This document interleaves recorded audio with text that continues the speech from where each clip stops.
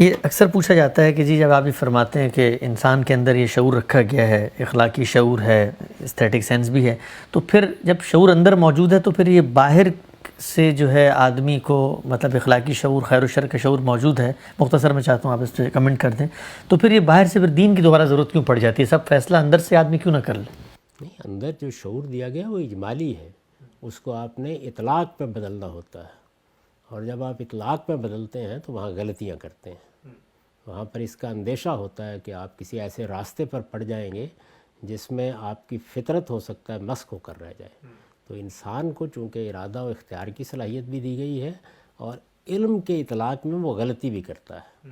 اللہ تعالیٰ نے قیامت میں جواب دہ ٹھہرانا تھا ہمیں، اس کا انتظار نہیں کیا جا سکتا تھا کہ صدیوں کے تعامل سے لوگ خود اپنی غلطیوں کو اصلاح کر لیں، تو اس لیے پہلے دن سے نبوت کی ابتدا کر دی گئی۔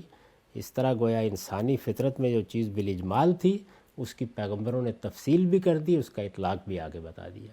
یہ ضروری تھا، دونوں چیزیں ہونی چاہیے تھی۔ آپ نے اس کی ایک مثال بھی دی تھی ایک دفعہ کہ ریزننگ کی صلاحیت بھی ہمارے اندر موجود ہے، لیکن پھر بھی ہمیں سائنس کی ضرورت تو پڑتی ہے نا۔ جو علم ہمارے پاس ہماری میراث میں ملتا ہے وہ علم کیا خدمت انجام دیتا ہے؟ آج اگر ہم اپنے بچوں سے کہیں کہ سائنس پر تحقیق شروع کرو تو وہ تو پھر گیلیلیو کے زمانے میں یا ارسطو کے زمانے میں جائیں گے نا سب سے پہلے۔ تو جو آپ کے پاس علم کی میراث ہے وہ اصل میں آپ کو بہت سے منازل طے کرا دیتی ہے۔ تو یہ منازل آخری درجے میں دین کے معاملے میں پیغمبروں نے طے کرا دی، یعنی وہاں اب سفر کی ضرورت باقی نہیں رہ گئی، اب صرف ان کی بات سمجھنی ہے، اس کے اندر اترنا ہے اور عمل میں ترقی کرنی ہے۔ تو اس طریقے سے انسان کو بالکل ایک واضح شارع، جس کو قرآن کہتا ہے نا صراط مستقیم، ہدایت کی شارع اس پر واضح کر دی گئی ہے۔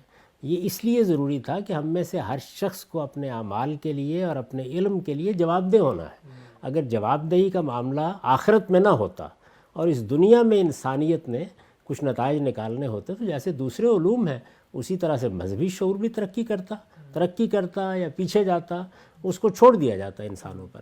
نہیں چھوڑا گیا، اللہ تعالیٰ نے آپ کے اندر جو کچھ دیا تھا اس کی تذکیر کے لیے، اس کی یاد دہانی کے لیے، اس کی تعیین کے لیے، اس کی تفصیلات کو بیان کرنے کے لیے نبوت کا سلسلہ جاری کر دیا۔